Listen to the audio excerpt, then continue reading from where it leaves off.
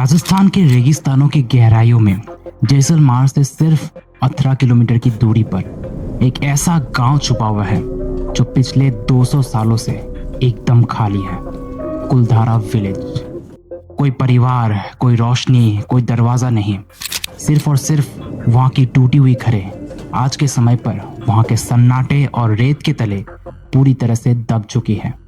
यहाँ के लोकल्स बताते हैं कि इस गांव की ऐसी हालत के पीछे एक श्राप की कहानी छुपी हुई है।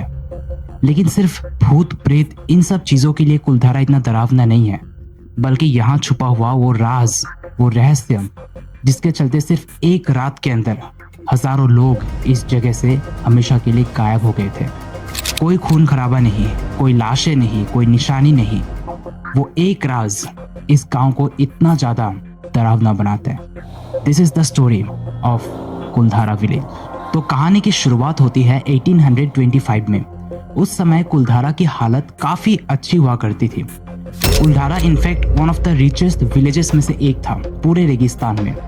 उस गांव में पालीवाल ब्राह्मण्स रहा करते थे। वो लोग अपने इंटेलिजेंस, व्यापार करने के तरीके और अपने एडवांस वाटर सिस्टम के लिए जाने जाते थे। उस समय इतना ज़्यादा रेत और गर्मी होने के बावजूद भी जो कुलधारा गांव था वो काफ़ी अच्छी तरह से फल फूल रहा था। वहाँ पर रात के समय दिए की रोशनी से पूरा गांव रोशन होता था। पतली गलियों पर बच्चे खेल कूद करते हुए नजर आते थे और फेस्टिवल्स के दौरान पूरे गांव में एक अलग ही धुन सुनाई देती थी। जितने भी ट्रैवलर्स कभी ना कभी इस डेजर्ट से होकर गुजरे हैं वो लोग कुलधारा विलेज पर आकर रुकते थे खाना और शेल्टर के लिए। अब उन विलेजेस में से एक इंसान था जिसका नाम था हरिराम। वो वहाँ के लोकल टीचर थे। वो काफ़ी ज़्यादा सिंपल थे और शांत स्वभाव के थे, जिसके चलते पूरे गाँव वासियों के बीच उनकी एक अलग ही इज्जत थी उनके लिए। वो वहाँ पर अपने वाइफ मीरा और अपने 16 साल की बेटी गौरी के साथ रहा करते थे। उनकी बेटी गौरी जो थी वो इतना ज़्यादा खूबसूरत थी कि पूरे गाँव वासियों में से एक भी ऐसा इंसान नहीं था जो ये ना कहता कि आपकी बेटी इतनी ज़्यादा खूबसूरत है, उसकी शादी तो किसी न किसी राजकुमार के साथ ही होना चाहिए। लेकिन किसको पता था कि बाद में जाकर उसकी यही खूबसूरती पूरे गांव के विनाश का कारण बन जाएगा। अब उस समय उस जगह पर एक बहुत ही घमंडी और अक्रूर मिनिस्टर थे जो कि शासन चला रहे थे। उनका नाम था सलीम सिंह।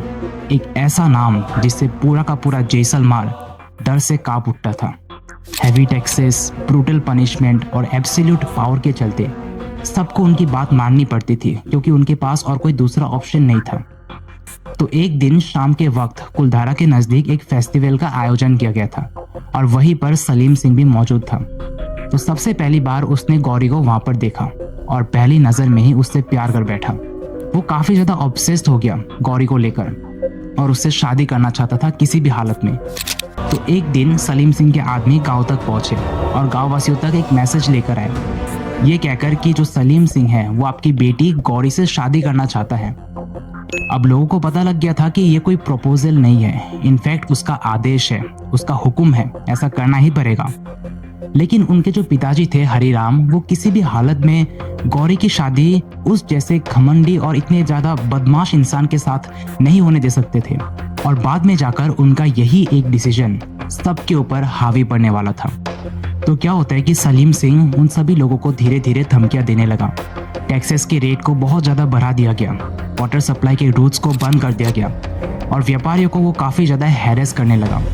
अब आखिर में उसने एक फाइनल वार्निंग दी पूरे विलेजर्स को।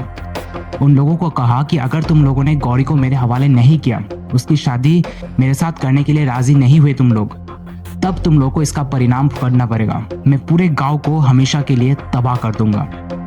अब इसके बाद उसी रात को कुलधारा के बड़े बुजुर्ग एक मंदिर के अंदर सीक्रेटली एक मीटिंग किए और उस मीटिंग में अलग अलग जो पालीवाल विलेजेस है वहाँ से लोग भी शामिल थे। वो लोग घंटों तक डिस्कस किए कि आखिर आगे क्या करना चाहिए। एक ने कहा कि शायद से हमें उसके साथ लड़ाई लड़ना चाहिए, उसके अगेंस्ट में। फिर एक ने कहा कि नहीं, ऐसा करना पॉसिबल नहीं है। किसी ने कहा कि तो क्या हम लोग यहाँ से भाग चले। किसी ने कहा कि हम लोग को अपनी जान दे देनी चाहिए। मतलब किसी को एग्जैक्टली नहीं पता था कि आगे जाकर उनको क्या करना चाहिए। लेकिन एक बात तय थी कि चाहे कुछ भी हो जाए वो लोग किसी भी हालत में गौरी की शादी सलीम सिंह जैसे इंसान के साथ नहीं होने दे सकते थे। तो आखिरकार उन लोगों ने डिसाइड किया कि सवेरा होने से पहले वो लोग हमेशा के लिए इस गांव को छोड़कर चले जाएंगे। तो सूरज उगने से पहले उन 84 विलेजेस में से हजारों के तादाद में लोग एक साथ इकट्ठा हुए और हमेशा के लिए उन लोगों ने इस जगह को छोड़ दिया। वो लोग हमेशा के लिए वहां से गायब हो गए। हफ्ते या फिर महीनों के अंदर नहीं, बल्कि सिर्फ एक रात के अंदर उन लोगों ने अपना सारा ज्वेलरी, खाना, कपड़े, सभी सामान वहीं पर छोड़ गए। अगली सुबह जब सलीम सिंह के आदमी दोबारा गांव में वापस आए, तब उन लोगों को दिखाई दिया कि पूरा का पूरा गांव एकदम खाली है। कोई भी नहीं वहां पर, कोई आदमी भी नहीं है, ना तो वहां पर गौरी दिखाई दे रही थी। ऐसा बताया जाता है कि उन लोगों ने गांव को खाली करने से पहले वहां पर एक श्राप छोड़ कर गया। उन लोगों ने कहा कि आज के बाद इस गांव में कोई भी इंसान अपना घर नहीं बसा पाएगा। ये गांव हमेशा हमेशा के लिए खाली रह जाएगी।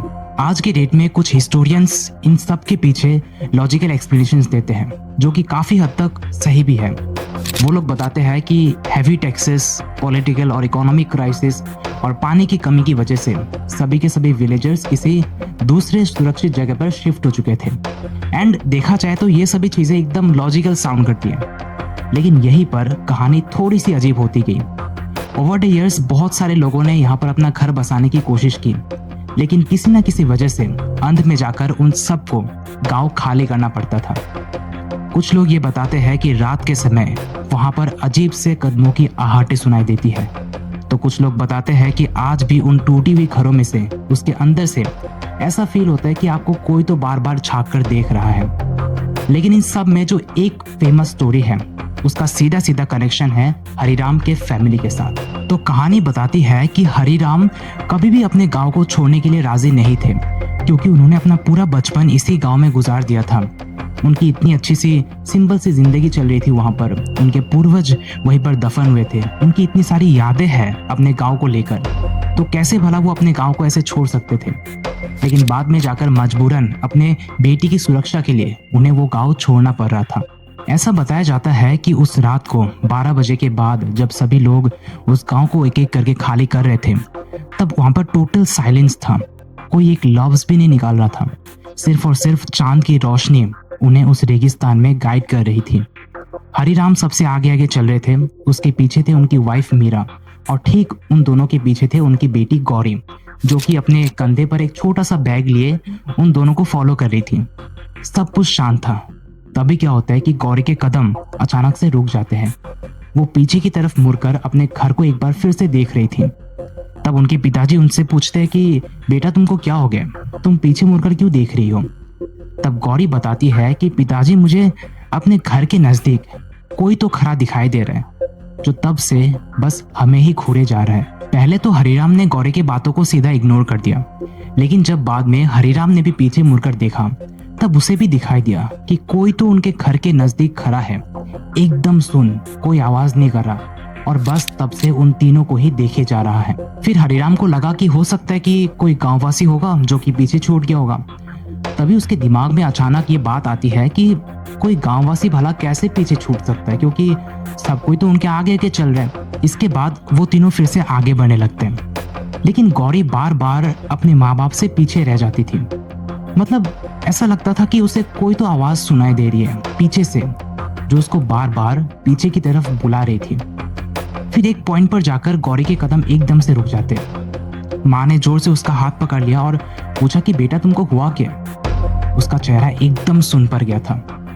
वो फिर कहने लगे कि माँ मुझे कोई तो आवाज सुनाई दे रही है, जो बार बार मुझे पीछे की तरफ बुला रही है। फिर माँ पूछती है कि बेटा कौन सी आवाज तुमको बुला रहा है। फिर गौरी कहती है कि वही जो अभी भी दूर हमारे घर के नजदीक खड़ा है, और वहां से बस हम लोग को ही देख रहा है तब से। फिर इसके बाद हरिराम ने फिर से पीछे मुड़कर देखा। तब हरिराम को फिर से वो फिगर दिखाई दिया, और बस वो चुपचाप वहीं पर एकदम सुन होके खड़ा है, उन लोगों के ऊपर नजरें बनाए रखा है। अब इसके बाद वो जो फिगर था वो धीरे धीरे एक दो कदम लेकर उनकी तरफ बढ़ने लगता है। पहले तो गांव वासियों को लगा कि हो सकता है ये कोई चोर या फिर डकैत होगा जो उनका पीछा कर रहा है। किसी को लगा कि हो सकता है ये सलीम सिंह के सोल्जर्स हो। लेकिन जैसे ही वो फिगर धीरे धीरे कदम लेकर उनके नजदीक आ पहुंचा और एकदम से रुक गया, तब उसे देखकर सभी गांववासी इंक्लूडिंग हरिराम और उसकी फैमिली पूरी तरह से शॉक रह गए। वो जो फिगर था वो दिखने में एकदम हरिराम जैसा दिखाई दे रहा था।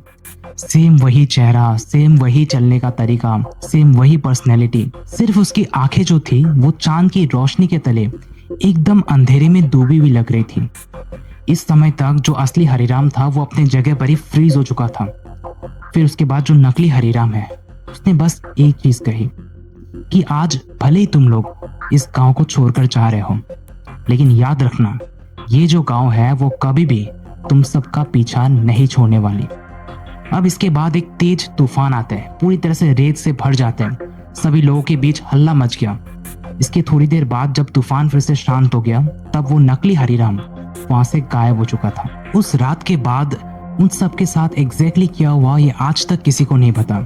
कुछ लोग बताते हैं कि शायद से वो लोग काफी ज्यादा डरे हुए थे, काफी ज्यादा थक चुके थे, इसीलिए शायद से हेलुसिनेट कर रहे थे। तो कुछ लोग बताते हैं कि ये जो कहानी है उसको काफी ज्यादा एग्जेजरेट करके जनरेशन आफ्टर जनरेशन इसको पास किया गया है। लेकिन आज भी वहाँ के लोकल्स अंधेरा होने के बाद कुलधारा विलेज के अंदर कदम रखने की हिम्मत नहीं करता, क्योंकि वहां पर उनको ये डर नहीं लगता कि कोई भूत प्रेत कहीं से आकर उनके ऊपर हमला कर देगी। लेकिन ये जो जगह है वो अपने आप में ही एक बहुत ही अजीब फील कराता है। ऐसा लगता है कि ये जो गांव है वो आज भी किसी के इंतजार में रुका हुआ है। जितने भी टूरिस्ट सूरज ढलने के बाद इस जगह के अंदर गए हैं, इसको विजिट किए हैं, उन सब का ऐसा बताना है कि अंदर प्रवेश करने के बाद बहुत ही ज्यादा हैवी फील होता है।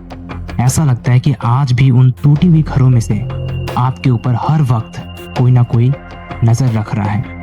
अब हो सकता है कि ये सिर्फ लोगों का इमेजिनेशन हो। आफ्टर ऑल जो इंसानी दिमाग होता है वो काफी अजीब बिहेव करता है ऐसे हॉन्टेड और एबंडेंड लोनली प्लेसेस में। मेरे ख्याल से कुलधारा के अंदर जो डर है वो किसी पैरानॉर्मल एंटिटीज के साथ जुड़ा हुआ नहीं है। जस्ट आप खुद ही इमेजिन करो, एक पूरा का पूरा कम्युनिटी सिर्फ एक रात के अंदर हमेशा के लिए वहां से गायब हो गया। उनकी यादें, उनका बचपन, उनके पूर्वज हमेशा के लिए वहां के रेत के तले दब गए, वहीं पर दफन हो गए। और शायद से इसीलिए उस गम ने, उस दर्द और उस पीड़ा ने कभी भी इस जगह को अकेला नहीं छोड़ा। आपको वीडियो कैसा लगा आप मुझे कमेंट में बता सकते हो। मैं आपसे मिलता हूँ अगली वीडियो में, तब तक के लिए टेक केयर।